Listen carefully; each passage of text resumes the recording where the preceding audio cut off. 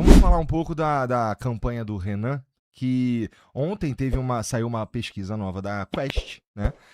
E o Renan aparece numa colocação diferente do que, confesso, eu esperava uns meses atrás aí, tá? Estava até conversando lá embaixo como surpreende isso daí. Qual a análise que tu faz? O que tá acontecendo, cara? Por que tem um movimento, uma parcela interessante, segundo a pesquisa, apoiando um candidato que surge pela primeira vez como um candidato? Quer dizer, é isso, entendeu? Eu acho o primeiro ponto, o Renan, ele é o único que tem proposta, e isso pode parecer papinho, mas assim, de fato, e acho que vocês têm entrevistado pré-candidatos, agora o Renan é candidato, você não vê substância, você não vê profundidade em nenhum dos outros candidatos, porque você vê, a proposta do Lula, tome gás, a proposta do Flávio, solta meu pai e dá celular para 60 milhões de mulheres. Sim, é uma coisa muito tosca, é uma coisa muito rasa, né? E o Renan não só ele tem propostas, ele tem excelentes propostas que ele se aprofunda e ele viraliza falando de proposta, que é uma coisa difícil, né? Geralmente as pessoas gostam de embate, geralmente as pessoas gostam de crítica, de sarcasmo, de acidez, que o Renan tem tudo isso. Só que, falando de proposta, um dos vídeos que mais viralizou dele é falando sobre fusão de município. Falando sobre, olha, eh, boa parte dos municípios brasileiros são inviáveis, são minúsculos, existem só para ter prefeitura e câmara de vereador, que você gasta mais com o prefeito e com o vereador do que com o cidadão, né? O orçamento da cidade está mais voltado para financiar a estrutura política do que o próprio município. E ele viraliza falando disso. Ele viraliza falando de lei de responsabilidade gerencial, né? De você ter meta para que o prefeito cumpra um básico de educação, de saúde, de segurança pública, de saneamento básico. Se ele não bater, ele se torna inelegível, diminui o CEPAS da União na gestão dele. Então, eu acho que o primeiro ponto, tem propostas, tanto que nós resumimos as nossas propostas agora no plano que a gente protocolou para o TSE. TSE a gente protocolou 60 páginas, que é o livro amarelo, nossas propostas resumidas, mais o livro amarelo em si, que a gente lança no nosso congresso, dia 1º de agosto. Tem 360 páginas, né? Então, a gente entra no detalhe, a gente fala sobre as mais diversas áreas. Eu, pessoalmente, fiquei aí encarregado como futuro ministro da Reforma de Estado, aí anunciado pelo Renan, da coordenação da parte econômica, que também está excelente, assim, vai ser o maior... eu ouso dizer que é o plano mais econômico, mais ousado desde o Plano Real, né? Assim, é realmente uma mudança estrutural do orçamento brasileiro que a gente não viu aí desde o Plano Real. Então, eu acho que o primeiro ponto é de ter proposta, de ter substância. Outro ponto, a estratégia que ele tem adotado de visitar os municípios que nunca nenhum outro pré-candidato à presidência da República jamais foi. Não é que ele está indo em lugares que o Lula ou que o Flávio não vão, ele está indo em lugares que nunca ninguém desde a Nova República foi para fazer campanha, né? Municípios pequenos, e ele não fala sobre as suas pautas nacionais quando ele vai nesses municípios, ele fala sobre as pautas locais, né? Hoje ele estava, inclusive, gravando ali num local conhecido, acho que é por ter garimpo ilegal, até agora que ele é candidato oficialmente, passou a ter segurança da Polícia Federal, e a Polícia Federal faz análise de risco em cada agenda dele. Dessa vez, puta, teve 60 PFs ali com um fuzil para fazer a segurança, que era uma área realmente de risco. E ele fala sobre os problemas locais, e isso gera uma repercussão muito grande, porque o Renan, a nossa avaliação de estratégia de campanha o Renan não é uma figura grande o suficiente hoje para ser um baita evento num grande centro, né? Então, o Renan na cidade de São Paulo, pô, é um cara a mais. Agora, o Renan numa cidade de 15 mil habitantes é um evento para a cidade, para a região. As pessoas vão na porta da rádio, gera uma impressão gigantesca, principalmente quando ele está falando dos problemas da própria região, né? Porque mesmo quando um candidato à presidência vai, geralmente ele fala sobre as pautas nacionais ou sobre os problemas do estado de maneira geral, mas não daquela cidade especificamente. E isso está gerando um crescimento, né, de pessoas que estão falando sobre ele em espaços que os outros candidatos não estão entrando. Então, eu acho que esses dois elementos ajudam, né, a mostrar do porquê que a campanha do Renan está crescendo. E um terceiro elemento fundamental que para mim é sintomático do porquê o Renan vai vencer. E hoje, quando eu falo isso em Brasília, ou quando eu falo isso para jornalistas ou analistas políticos, ou quando eu falo para o mercado, todo mundo ri da minha cara, né? Mas esse terceiro elemento é fundamental do porquê que eu acho que o Renan vai ganhar. Ele é o único que tem militância orgânica. Ele é o único que tem pessoas que batem no peito com orgulho e falam, cara, eu tô com muita vontade de apoiar o Renan, de mostrar o vídeo dele pro meu pai, pra minha tia, pro meu filho, pra minha avó, de levar a gente pro evento. Eu tenho orgulho de apoiar o Renan. Você não vê isso, né?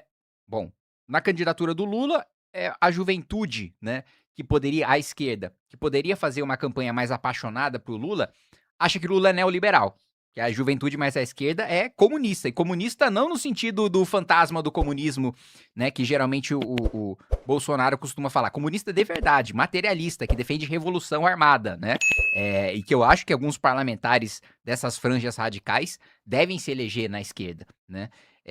Então esse cara não tá empolgado com o Lula, que ele acha que o Lula é de direita, né? O cara é tão radical à esquerda que acha que o Lula é de direita. As outras, a esquerda moderada, também leva o Lula porque ele é hegemônico, ele destruiu as outras lideranças e não tem mais nenhuma outra pré-candidatura para eles apoiarem. Então é uma coisa meio assim, o Lula tá indo meio na inércia, mas não é uma figura que ninguém de esquerda apoia que, nossa, agora vem uma baita de uma mudança. Não, é só um cara que a gente mantém lá para impedir que outro cara ganhe.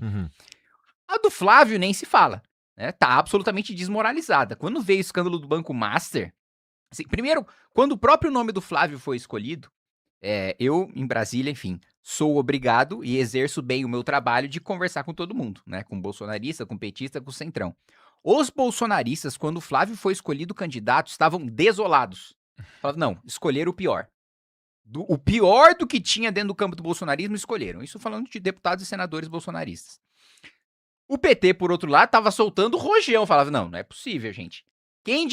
O PT tava mais ou menos assim. Gente, admite, quem de nós se infiltrou lá, né? Quem de nós colocou fantasia de Valdemar pra escolher esse cara? Não é possível que tenham nos dado esse presente. Aí vem escândalo do Banco Master. Quando veio o escândalo do Banco Master, e eu vou perguntar pro deputado bolsonarista, ele fala, cara, eu vou fazer o meu.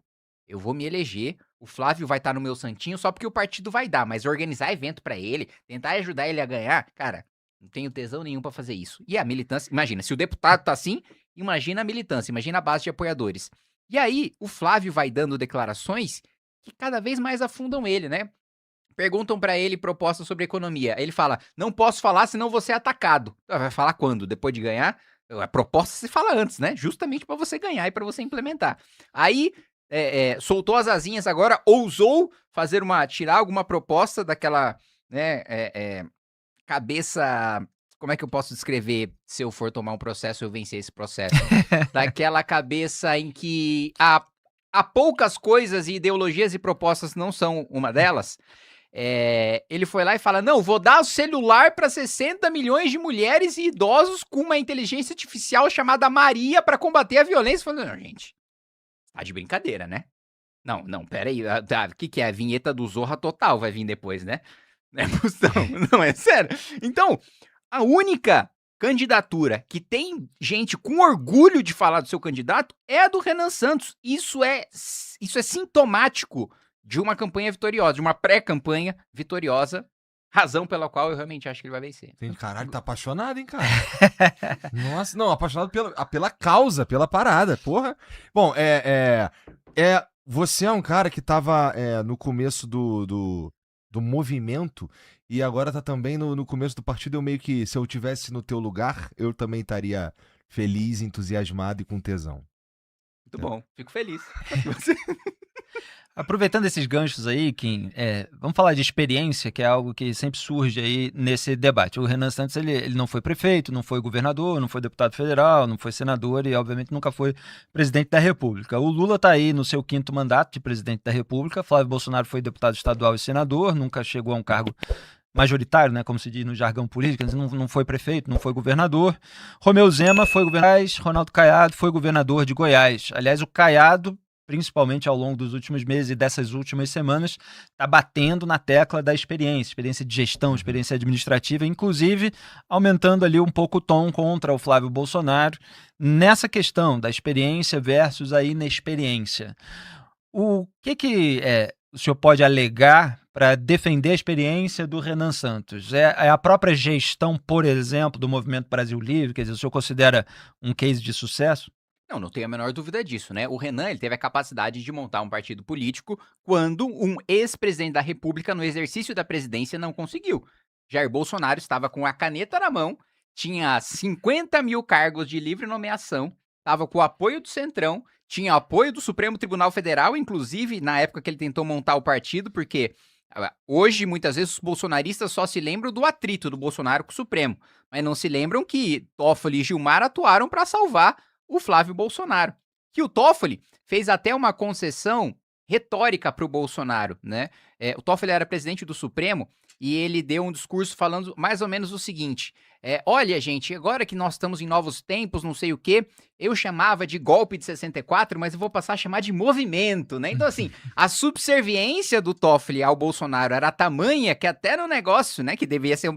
Você, independentemente da sua convicção, deve ter uma grande convicção sobre 64, né? Você achando que é golpe, achando que é revolução, você tem opiniões fortes e não uma opinião fraca o suficiente para você deixar de chamar de golpe para chamar de movimento. Então, o Toffoli chegou nesse estágio, né? E ele suspendeu liminarmente não só a investigação do Flávio, mas de todo mundo que tinha investigações envolvendo compartilhamento de informações do COAF com a Receita, que era justamente o caso do rachadão ali do Flávio Bolsonaro, em que ele roubou na Assembleia Legislativa junto com o André Siciliano, presidente da Assembleia do PT, hoje assessor da Secretaria de Relações Institucionais. Então, o assessor da Glaze ajudou o Flávio Bolsonaro a roubar na Assembleia Legislativa. Então, o primeiro ponto é: mesmo com a simpatia do Supremo, a simpatia do Centrão, Bolsonaro não conseguiu montar um partido político e o Renan conseguiu. Além disso... Que seria o Aliança, né? Seria o Aliança pelo Brasil, o partido do Bolsonaro. Acho que parou ali em 180 mil assinaturas. Precisava, na prática, assim, em tese, né? Você precisa entregar 560 mil, mas na prática, como você tem perda por divergência de dado e por aí vai, problema de cartório, você precisa entregar 800, 900 mil, Bolsonaro parou em 160. E a administração também de um movimento que se institucionalizou de maneira muito bem sucedida, né? O MBL hoje, ele está em todos os estados da federação, em boa parte dos municípios. A gente tem uma iniciativa bem sucedida fazendo um movimento oposto da imprensa, que é ter uma revista impressa, que é a revista Valete, e a tiragem só aumenta todos os meses, né? Sendo que toda a imprensa está fazendo um movimento contrário, indo para o digital, né? O Renan tendo a iniciativa de ter uma revista impressa cultural, de textos mais densos, que vai, digamos assim, na contramão do que as gerações mais novas estão consumindo, né, de conteúdo mais rápido, mais mastigado, mais fácil, ainda assim, indo mais profundamente. Pô, a gente tá falando, começamos com 0, evidentemente, já tá partindo aí para 6, 7 mil assinaturas mensais. Um aplicativo próprio, com cursos próprios, com estruturas de dossiês políticos explicando diversos temas, aulas de história, de filosofia, de direito, uma rede social própria dentro desse próprio aplicativo com adesão. Então, existe uma gestão de movimento político e há uma experiência em liderar. Não é fácil você inspirar pessoas, não é fácil você organizar a militância, não é fácil você organizar grandes eventos, como a gente faz com milhares de pessoas todos os anos, e você manter a gestão de vereadores que foram eleitos, deputados estaduais, a minha eleição de deputado federal, do que o Renan foi fundamental nas duas. Então, existe uma comprovação de experiência política, de liderança. Agora, quando a gente vai parar para olhar, né, primeiro, comparando com os outros, o Lula, ele tá aí no seu 4º mandato e ele faz um governo absolutamente fracassado, né? A gente tá com uma das maiores taxas de juros do mundo, a gente tá com a inflação fora da meta, tá numa calamidade de segurança pública, educação nem se fala, né? Mais da metade das nossas crianças são analfabetas, 70% das nossas crianças não sabe quanto é 200 menos 150, não sabe fazer conta com número com 3 algarismos ou mais. Então, assim, a experiência de gestão do Lula é um absoluto fracasso. Do outro lado, o Flávio Bolsonaro só tem experiência em roubar. Ele teve um mandato que foi dado de presente pelo pai dele, na Assembleia Legislativa do Rio de Janeiro, participou da rachadinha, depois, né, que ele ganhou pro Senado, ele quis dar saltos maiores e aí ele foi promovido, né, de um rachador para um bandido de roubo de banco, né, junto com o Daniel Vorcaro. Zema e Caiado, né, por mais que tenham experiências de administração, foram lideranças políticas fracas. E por que eu digo isso? Porque os dois se submeteram ao bolsonarismo. Os dois não tiveram coragem de pontuar suas diferenças, de mostrar as traições do Bolsonaro, de mostrar as contradições do Bolsonaro. Os dois fizeram governos baixando a cabeça pro Bolsonaro para não sofrer com a rejeição do eleitorado bolsonarista, né? Não ter coragem política de firmar o seu posicionamento com medo de perder popularidade é um sinal de fraqueza de liderança política. E isso que eles estavam no exercício de um cargo, onde é mais fácil divergir, onde você tem mais poder, onde você tem mais meios de defesa.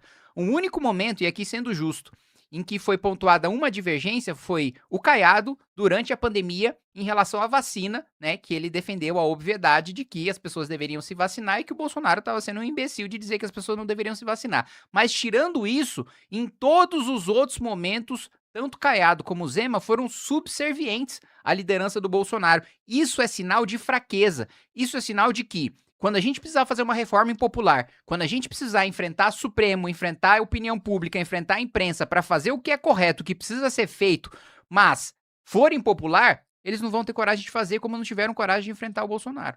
Gostou desse vídeo? Então, se inscreva no canal, deixe seu like e ative as notificações para nos ajudar a crescer e trazer mais conteúdo informativo do Missão para você.